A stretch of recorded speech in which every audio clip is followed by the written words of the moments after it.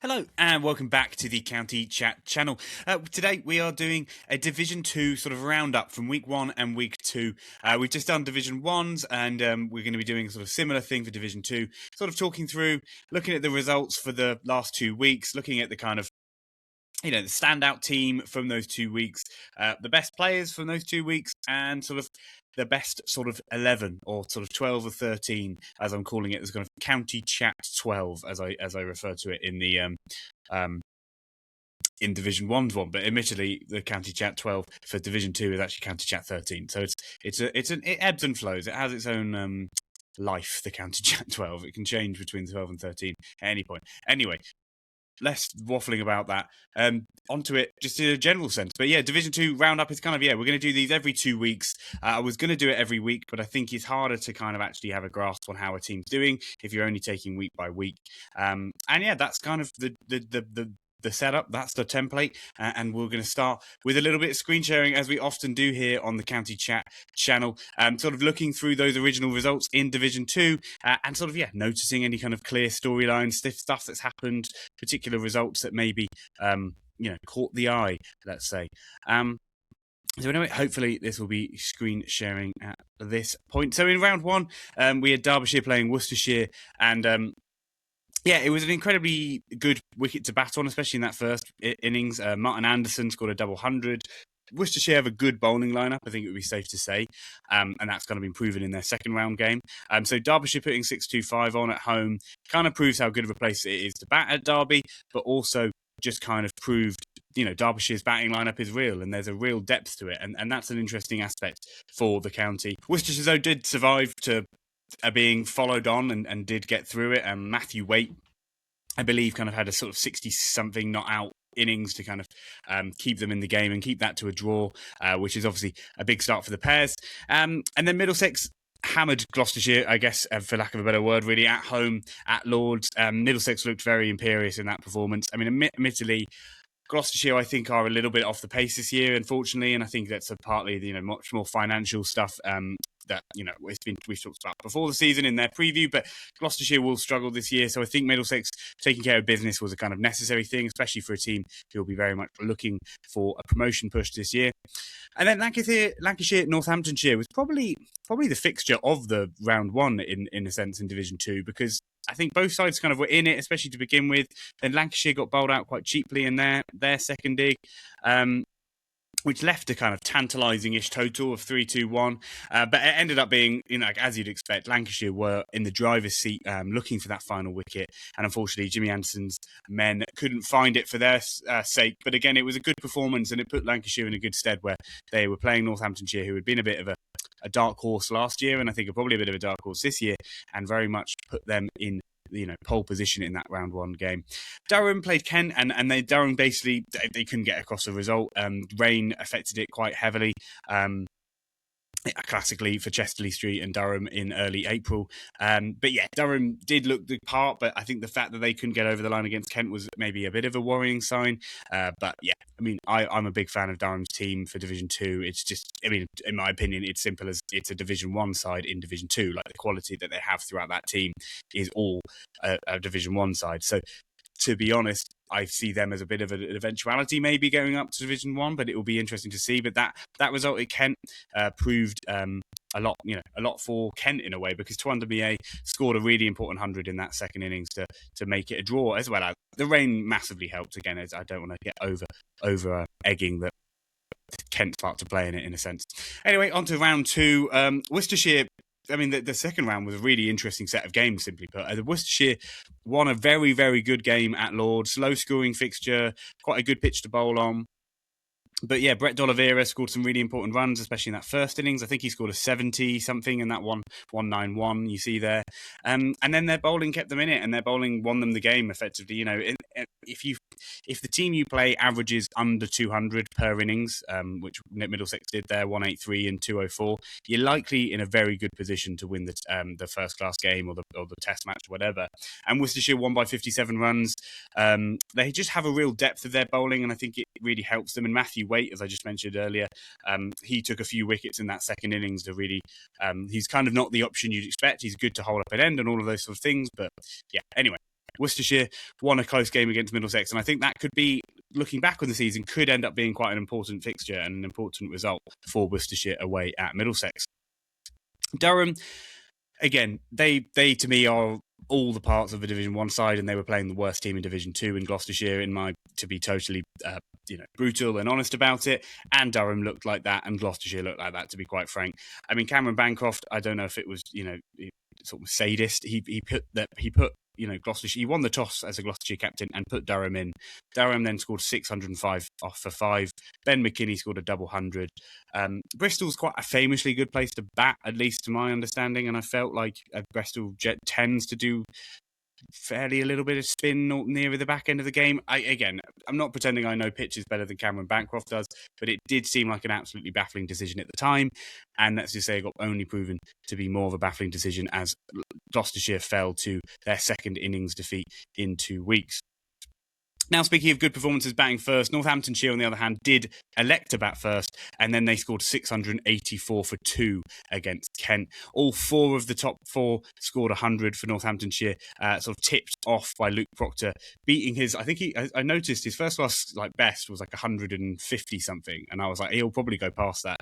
And then he scored like a big 200, Luke Proctor, not out, the skipper for Northants. I think it was 246. I could so easily find that out, but he basically scored a big 100. And then Kent survived again. Kent managed to get followed on again, but survive. Weather did help a little bit again, so Kent have had a little bit of the luck of the gods on their side, if you will. But also Ben Compton played an incredibly good knock to keep them in the game there, 100 off a lot of balls to really eat up all that time.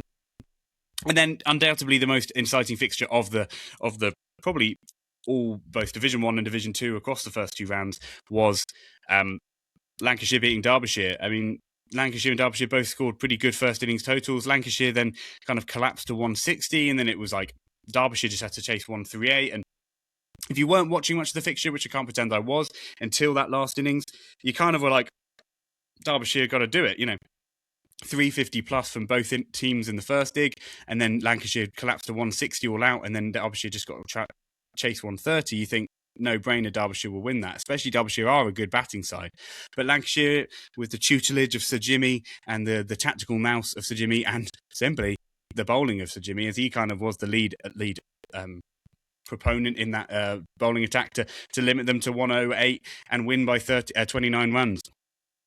So that was definitely the sort of the game of the 2 weeks. A brilliant result for Lancashire, and a big result for Jimmy Anderson's captaincy, although the sort of staying power of that captaincy, which there is plenty. But anyway, my point being is it's just anyone who's a new captain, which is weird to say Jimmy Anderson kind of is, it's always important to be able to get those results across the line. And yeah, a good win for bowling captains there. Anyway, sort of that's the kind of results look over aspect of the kind of last 2 weeks in Division 2. I think there's plenty to take from it, as you can imagine. I think Durham's dominance, like batting dominance especially, I think is one of those. I think the only thing which will limit Durham racing to a Division 2 title in a sense is maybe weather at Chesterley Street, and just being able to get the wickets to win matches. I think their batting is as I say, I think the batting is 100% a Division 1 side. I think the bowling you could have a few more questions about. So I think Durham is an interesting situation. I think Lancashire, Worcestershire and Middlesex and maybe Derbyshire are all vying for that second spot. I think the other teams maybe aren't around it. Worcestershire, I'm already regretting putting them as low down in the predictor table as I did, but I sort of said that at the time. I kind of knew that I'd messed up. I kind of put Kent too high and I put Northants too high, and then I had to leave Worcestershire down at 7th. But I don't really see Worcestershire down that hard, and I think them winning at Middlesex makes a bit of a marker down to the rest of the league. Because, in that first week against Derbyshire, they had looked frail and vulnerable in a better word than frail. Whereas in that second fixture again against Middlesex, it was a tight fixture the whole way, and you never knew which way it was going to go. But Worcester probably always were on top a little bit. So yeah, interesting one to see. I think Lancashire were definitely, to me, and we're getting out, actually we'll get to this now, the standout team for Division 2 for me is Lancashire. As I kind of mentioned, you could make as good of an argument for Durham. And if you look at the league table, as you see, Durham at the top there, Lancashire 2nd, Worcestershire 3rd, Northamptonshire 4th, Middlesex 5th, Derbyshire 6th, Kent 7th, and Gloucestershire 8th. I think Durham coming first is a likelihood. But so the reason I've gone for to repeat the point, Lancashire is the team I've gone for Division 2 sort of standout team for these first 2 weeks. I think Lancashire were closer to winning their first fixture, and it's just the nature of the bonus point system that Durham ended up with 2 more points than Lancashire. Lancashire needed 1 more wicket, and then they'd be well ahead of Durham, whereas Durham needed, 5 more when they drew to Kent? Yeah, 5 more. Obviously, that was rain affected and there was a lot more to go at play. But to me, Lancashire have been the standout team, maybe playing above their ability and maybe, well, not even above their ability, because Lancashire have such depth and such good cricketers for basically. But anyway, they won their second game. It's also Marcus Harris had missed the first game, comes in for the second game, was a huge part of them winning that second game. So I see Lancashire as the kind of standout Division 2 team for these first 2 weeks. Worcester, as I mentioned up there, getting a few wins in, and Middlesex getting that loss was a big loss for them at home to Worcester. So anyway, yeah, that's who I have as that kind of Division 2 standout is definitely Lancashire. Yeah, as I kind of say, mostly because they very nearly won that first game at Northants, and then they went on, to win a very close game at Derbyshire, and it's more like that kind of, they feel a bit more battle tested than Durham maybe have been in the first few weeks. And one of Durham's wins, and I hate to kind of dog on Gloucestershire because Ollie Price plays there, and a few, I've always had a bit of a soft spot for Gloucestershire, but Gloucestershire's team does look a bit like if you're a team wanting to get promoted for Division 2, in the 2 games you play against Gloucestershire, you need to win probably both. And that's a tough place to be in as a county side or any side in any league where effectively you're a poor enough team that other teams need to do that. But I would say that is the case. So Durham beating Gloucestershire and then drawing the other game is not as impressive to me as Lancashire drawing against Northamptonshire and then winning against Derbyshire. If that makes any sense. I probably didn't explain that very well, but that's why I've gone for Lancashire, not Durham, despite Durham being at the top of the table. But yeah, I think a lot of the teams are in interesting positions. I think Kent's a really interesting one. And we'll sort of move on to sort of general news about, county cricket and specifically to Division 2. But just because I mentioned Kent, I'll go on to the Kent storyline. And it's not been like a headline news, but I think it's maybe one that if you were watching the County Chat, you'd be interested in my opinion on is Kent having a really good batting lineup. At the end of the day, Ben Compton, Zach Crawley, Sam Northeast, Tawanda Mie, Daniel Bell Drummond, and then Chris Benjamin down at 7, and then Joey Everson in there somewhere. It's actually a really good batting lineup. The bowling lineup is much more where they struggle, and they've got the overseas in. But what is so tough of how the county cricket setup sort of works and all of these things is Ben Dawkins. It might not be he's certainly not a household name, but Ben Dawkins I think will go on to be that case. He just played in the England Under-19s World Cup down this winter. He's an incredibly talented batter. In his first-class professional career, he averages 34, I believe. In List A cricket, he averages above 50. And he's a 19-year-old, as you'd imagine, just went and played in the Under-19s World Cup. He's having to play second 11 cricket, which is totally understandable. He's an opening batter, and Ben Compton, of course, and Zach Crawley, of course, are above him on the pecking order. But it's one of those where you realise the function of actually there only being 18 first-class counties can be quite tricky because Ben Dawkins is having to play second 11 cricket. And in my opinion, he shouldn't be having to play second 11 cricket, especially given Division 2 is where Kent are at the moment. Someone who's a 19-year-old who's just played for the England 19s should be getting a go. And I feel like the opportunity is missed. And that's a wider point on county cricket. And it's not, and I'm trying to say this, I don't think this is Kent's fault. Like, Kent have too many senior batters who are better than Ben Dawkins or more proven at this point of their career than Ben Dawkins, but he's scored, and I've been struggling to find the things because I'm badger enough that I'm on Live MV Play and I'm finding the second 11 note scores. But it feels like every time I've clicked on a scorecard which has had Ben Dawkins playing in, and he's currently playing right now. This is being recorded on the 16th of April. He's currently playing right now against the South Asian Cricket Academy. He scored 211 in the first dig at about a run a ball, and then in the second dig he's just got out for 70. I also saw him against the University 11. I'm pretty sure get another big 100, and he could have even got 100 in both innings. My point is that someone like this should be playing professional cricket effectively. Someone who's 19, who averages 35 and 51 in List A cricket should be getting a go. And it's more of a function of they couldn't really loan him anywhere. And even if he was loaned somewhere, he probably wouldn't play because they're going, you're a Kent player, so why are we going to loan you and put you in our team? My point being is it's a bit of a wider thing and something I find interesting. But Ben Dawkins, if you haven't, go find some videos, some clips of him batting at the moment. He's batting brilliantly. I really hope for Kent's sake, basically when Zach Crawley goes and gets picked for the test team, which I think everyone assumes he will be, there's some question over it, but everyone probably assumes that's the case, despite his barren run so far to start the year. I hope someone like Ben Dawkins basically gets a go and a proper long go. at the top of the order because I think he's quality, for lack of a better phrase. Well, that is the phrase. That is a good phrase. So anyway, Ben Dawkins, just almost a bit of a shout out to Ben Dawkins, and maybe if you're a county cricket fan but maybe don't have as much time to just check scorecards as I do, Ben Dawkins is having a ridiculous start to the year in second 11 cricket. And he's just not got lucky and been one of the injury subs because, he would be a very good injury sub for Kent, but Kent just haven't had any injuries. Anyway, without getting lost in Ben Dawkins and the sort of a wider county cricket, not rant, but point. Anyway, the bigger headline news you would say, and the fact that I didn't lead off with this, is that Bears Swainpole, who I think was a brilliant signing for Worcestershire, but the huge story was him flying off early from a game in South Africa. Cricket South Africa have granted him his NOC, which is basically we're fine with you playing abroad, which all South African cricketers have to get. But basically, Swainpole had left South Africa before this game ended in the one-day cup final he was playing in. He'd bowled his 10 overs, to be fair to him. He's done his stint. He went off, flew to Worcestershire because that was the flight he'd booked, or Worcestershire had booked. Who knows? I'd love to get the inside scoop if Bears ever wants to come on. But just to know what happened and what the actual logistics were, and maybe we'll never know.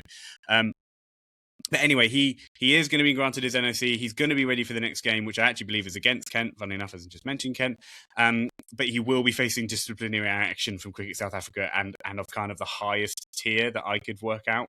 Or at least, I can't pretend I know the Cricket South Africa Disciplinary Commission all that well. But it was called Level 4, which I'd have to assume is quite a high level of disciplinary commission, because if there's 3 beneath that. Anyway, without getting lost in that, Bears Swainpole will be ready for Worcestershire, and I think that's a big bonus for Worcestershire. He's a brilliant bowling option. Oliver Hannon-Dalby, although it was a great sort of stopgap option for them, I think at this stage of their career, their value is quite different, and Hannon-Dalby can't really bat particularly well, whereas Swainpole is very much an all-rounder. So even if, their bowling's the same, the batting element you get from Swainpole is a big, big deal. So it'd be really, really exciting to see him playing county cricket. I'm a big fan of his from afar and the bits I've seen of him, but he will be playing in the county championship this summer, which is a good thing for county cricket in a wider sense. Anyway, moving on to sort of standout players from Division 2. I think there's been a few. There's been lots of players you could pick, and I did in Division 1, which is basically making my life easier, which is I'm picking a batter, an all-rounder, and a bowler to be the kind of standout players. And then we do the standout Division 2 team, so I get to pick more players anyway. Make it pretty easy on myself. But the batter is Daniel Lakegan. Now, again, is this a little bit to give myself a pat on the back? Yes, of course it is. Why not? I said he was going to be a standout player for Worcestershire alongside Swainpole, funny enough, before the year. I'd seen him bat against Sussex, and Sussex had a good bowling lineup on a tricky new road wicket, and he looked very, very good. And then this year so far, I'll get his runs up so I'm not just spouting off the top of a dome. 234 runs at an average of 58, a couple of 50s, but kind of if you're getting past 50 twice, but you're scoring 234 runs, he's kind of just he's got in every innings. He scored a good clip, a strike rate of 63.76, been opening up the batting for Worcestershire. And yeah, I'm just a big fan of him, and I think he's going to do very well this year. Obviously, he has the tricky aspect of being an opening batter who plays at New Road, but then he also gets to open the batting with Jake Libby, who I think is one of the best sort of opening batters in County Championship Division 2. So, yeah, long may it continue for him. I realise other batters have more runs than him, and, largely by the aspect of them getting big hundreds. Daniel Lakegan's yet to get 100 this season. But as I mentioned, I get to pick it, and I picked him as a stand-up performer, so I'm putting him in. But it's more the case of, I think, for those other names on that list, just to list them off, and a lot of them will be in the division team, but Martin Anderson, who you might work out which role he falls into, but Ben McKinney, Luke Proctor, Lewis Deploy, Marcus Harris, David Bedingham are the other players in the top 7 for runs. All of those other ones you'd expect runs from, quite frankly. Ben McKinney's sort of similar age to Daniel Lakegan, but he, again, has a lot of hype around him. Everyone knows who Ben McKinney is. Not everyone, but if you're a county cricket fan, you'll know who Ben McKinney, because a lot of people have spoken of him as a kind of Zach McCauley replacement and all of this sort of stuff. And he will almost certainly play for England at some point in his career. But Daniel Lakegan, huge start to his year. I'm really happy for him. And it's a real shame because he got run out on 89, and that's kind of the reason he doesn't have a big 100, in my opinion, in that Derbyshire game on a very good wicket to bat on. He got run out on 89, coming back for a second, which just must be like, I can't even imagine the pain that he has felt looking back on that clip, because I felt it as I literally watched on a stream on a ferry. I think, I was on a ferry, and I just couldn't believe it for him. So yeah, fingers crossed for him. This is the start of a really, really good year, and he has a big year. I feel like I've sort of aligned myself with his performance, which is always a sort of a fun aspect of doing this channel in a sense. Anyway, on to the all-rounder, Martin Anderson. I think it's as simple as that. He was so obviously the case, and he scored a massive 200 in that same fixture I was referring to. In the essence of him scoring, he scored 228 against Worcestershire. Sorry, I just forgot Worcestershire's name for a second there. But yeah, he scored 297 runs. He's averaging 99, and effectively he would have a lot more runs than that if he hadn't played against Lancashire in game week 2, and then another Anderson basically just did very well against him. But admittedly, in that other innings, in the first innings before he'd got him out, Jimmy Anderson, he'd scored 54. So in 3 innings, he scored 297 runs, and obviously one of those was a big 228. But yeah, he's had a ridiculously good year. I don't think he's actually done all that much bowling, which does make it a bit of a half-assed all-rounder pick. But actually, 3 wickets at an average of 26. Yeah, you'd take that from a batting all-rounder for Martin Anderson. Why not? But I guess when you're an all-rounder and you score lots of runs, and it doesn't matter maybe to begin with if you haven't taken lots of wickets, but I think he is a really clear standout in the all-rounder department. There's plenty of other good all-rounders around Division 2 county cricket, but he, to me, was the obvious one. Now, I've probably given it away, given the person who got the all-rounder and the top run scorer out twice is a bowler. And that is, of course, James Anderson. James Anderson has taken the most wickets this season in Division 2. 14 wickets at an average of 13.64, an economy of 2.8. He's bowled a lot of overs. He's not been protecting his own body. In that sense, he's just been doing very, very well. Arguably, like you'd expect England's best ever Test match bowler to do in Division 2 county cricket. But I think anyone who's a county cricket fan is just an England cricket fan is just happy for him being able to captain his boyhood club, being able to win games of cricket for his boyhood club, and all whilst he still wants to do it. And you can see just when he's running in and his reaction to wickets he gets he still cares so much, and that's such a wonderful thing. And it makes anyone happy effectively. If you're a cricket fan, you know who Jimmy Anderson is, and if you're a county cricket fan, you'll know he's been leading Lancashire, and that's probably also the reason that Lancashire want to be as a standout team. But yeah, he's looked brilliant.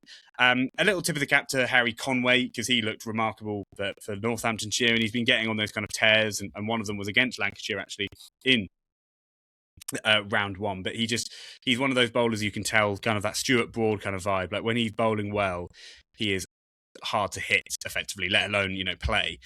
So he's taken 13 wickets at an average of 17, but his economy is a bit higher, a little bit more of that quick bowler energy. Economy of 3.19 to be clear. But yeah, really, really good cricketer. I'm a big fan of his, and he's a bustling quick. I'd say he definitely falls into that category. Right. Now we'll do a bit more like screen sharing effectively. So here we are. This is the County Chat 13, as I said earlier. Yeah, it's a great group of players, as you can imagine. But Daniel Lakegan and Ben McKinney I kind of have already referred to, another lefty opening pair. But yeah, both of them have had great starts to the season, especially, actually I was about to say, not especially one of them, especially both of them. They're both having great years. Quite frankly, I think Ben McKinney is a very good chance he'll play for England in the next 2 or 3 years. So him being in Division 2, I think it's a big year for him to really just put together a massive year, 1,000+ run year.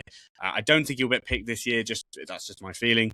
But he is a really, really talented cricketer, but I think he needs to start proving it and start proving he will dominate teams who are way worse than him. And I think that's something you can question the current incumbent Test opener that Zach Crawley doesn't do. And if Ben McKinney can go into Division 2 like Zach Crawley would have been and has been in the last 3 years for Kent, 3 years I think, and does what you should do as in maybe an international caliber player, is dominate worse players than you, quite frankly. And anyone who plays at a good level would know what you seems like when you play someone who just is better. And Ben McKinney against Gloucestershire just looked like that. He dominated, he looked on top, and he looked in control. But in the same breath, he is someone who does often give away wickets. And he's a young player, and that happens. And it happens at players who are not young players. But he needs to hold himself to that standard, and I think that's what will get him as standing out effectively. Because at Division 2, it's tricky to stand out in a sense. Daniel Lagan, as I mentioned, a big fan of his technique. He's a very classical opener, very classical batter. He wasn't, not necessarily an opener, but anyway, good young opening pair.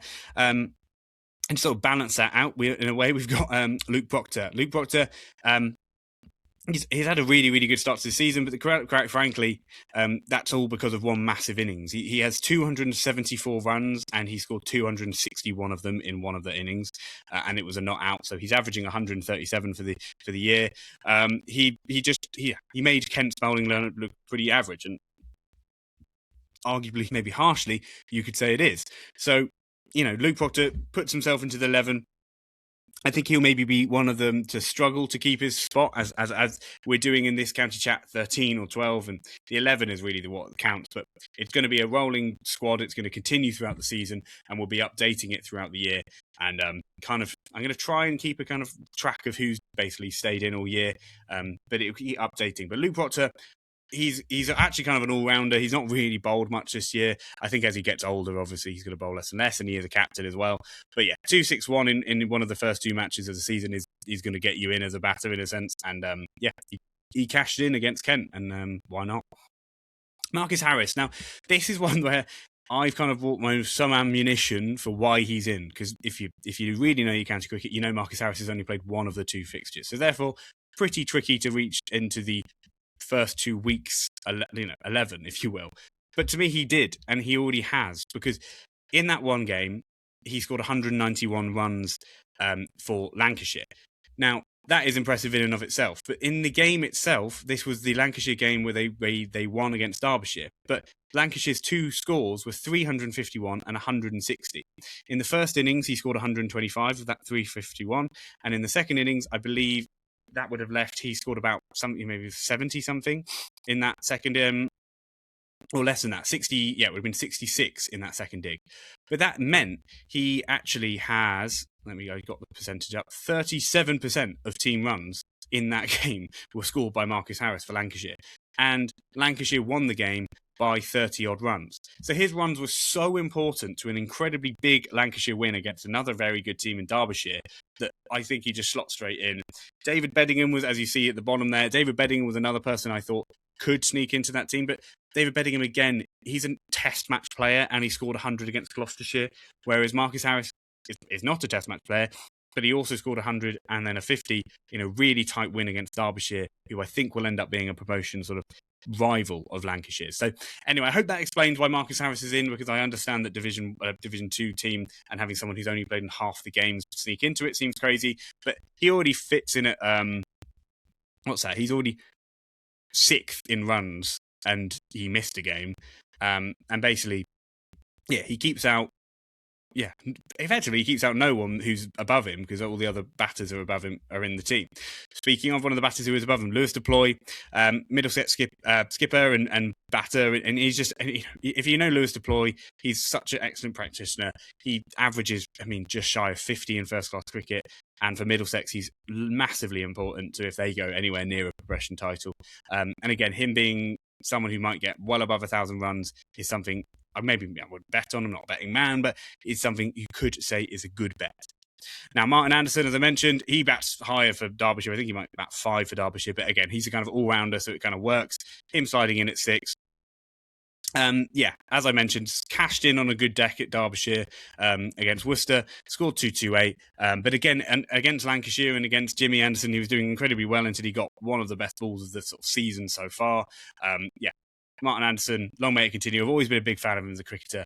But there can only be one Mr. Anderson. Anyway, at 7 is Joe Cracknell. He's had a really, really good start of the year with the gloves. Also with the bat, he got 100, I believe, in one of the first games. I now can't find him. Yeah. Oh, no, he scored 97. That's what I'm thinking of. He scored 97, but he scored 147 this year and averaging 73.5. Joe's a great batter. He's worked very hard on his keeping over the course of the time when he was at Durham, and then down at Middlesex. I'm sure he's been working incredibly hard on it, and he took an incredibly good catch actually in that Worcestershire game. Very good wicketkeeper batter, and I'm glad that Middlesex has kind of stuck with him and have decided he is the one going forward rather than, I think, Jack Davies. Now, in at 8, Ben Rain. I was either going with him or Ryan Higgins. Both have very similar sort of stats to begin the year as bowling and sort of bowling all-rounders at this point for Ryan Higgins. Ryan Higgins does do him by 1 wicket. But to be honest, it was largely because I saw just how many Middlesex players were kind of in the team already that I actually went away from him, which is a bit harsh on Ryan Higgins. But yeah, Ben Rain gets the nod for me. He's gone 9 wickets, average of 15.55, economy of 2.66. He's been kind of leading that Durham bowling lineup, where you'd probably say the bowling lineup being led by sort of Toby Rowland-Jones. But, Ryan Higgins probably should have got the nod if I was being maybe totally fair about it. But Ryan Higgins' batting has been faltering, and he's a top 6 batter, and in a way, he'd be kind of more vying for Martin Anderson's position than the kind of bowling around of slot in a lineup than Ben Rain. And that was kind of the reason I also did it. Anyway, speaking of Toby Rowland-Jones, he's in at 9. Again, really, really good year. You know what you're going to get from him. Near enough 50 wickets a season. 10 wickets so far. Average of 15, 2.13 economy. Toby Rowland-Jones, when it's at Lords especially, it's just like watching Bob Ross paint, weird reference. Harry Conway for Northamptonshire. I mentioned him earlier. He's had a ridiculously good year. Combative bowler, a little bit quicker than your average county bowler for sure. Hurries people, moves it a little bit more, just kind of moves it enough, is that classic kind of thing that's said, but I really do stand by it with having someone like Harry Conway. Really, really good start. 13 wickets at 17s. You take that every day. And then lastly, and captaining, of course, is Sir James Anderson. Let me put that up. Sir James Anderson. Captain, best bowler, most wickets. Yeah, I think he's like, you could argue if you're going to pick one standout player so far in the season, it would be Jamie Anderson because of that captaincy aspect, because of the wickets he's taken. 14 wickets at an average of 13.64. He's just had a great year. And then the kind of, to make it the County Chat 13, Ryan Higgins, as I mentioned, because I think he was harshly done to. And then David Beddingham, just because I think David Beddingham will probably end up in this team because he will score so many runs this year. I think it is as simple as that. He is an excellent cricketer, Test match level batter, and he is playing in the County Championship Division 2. Right. That's kind of I'll stop sharing there, and that's it for the County Chat episode, kind of Division 2 bi-weekly update or update show or whatever I'm going to call it. I'm not really sure what the phraseology is going to be, but I hope you really enjoyed. It's kind of a real deep dive just into the storylines, the things that are happening. Just a bit of as I say, sort of an update pod. We're going to be doing it every 2 weeks or sort of every 2 rounds, if you will. Updating these teams and where the players go and how they ebb and flow throughout the season. And we'll be keeping track, of course, of sort of promotion and relegation pushes as those kind of start coming to fruition in a sense. Thank you so much for watching. If you've watched all the way, thank you so much. I really do appreciate it. Make sure to drop a like, a follow, a subscribe, wherever you might be. Follow on Apple Podcasts and Spotify, and subscribe if you're over on YouTube. Thank you so much for watching. If I missed anything, drop a comment below. If you have a name for the County Chat 12 or a name for what they could be winning if they're in the County Chat 12, drop a comment down below, because I'm struggling to think of a good name. Thank you so much for watching. And I hope you've had a great day if you're at the end of your day, or I hope you're going to have a great day if you're at the start of your day. Anyway, thank you so much for watching. I've been the County Chat, and I'll see you all very soon.